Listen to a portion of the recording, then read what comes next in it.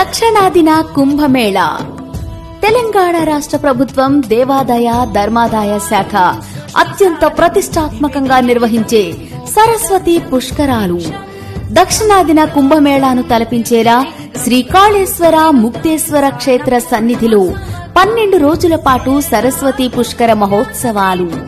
తేదీ 15/5/2025 నుంచి 26/5/2025 వరకు కాళేశ్వరంలోని త్రివేణి సంగమంలో పుష్కర స్నానాలు. రండి, కాళేశ్వరంలోని త్రివేణి సంగమంలో పుష్కర స్నానం ఆచరించి పుని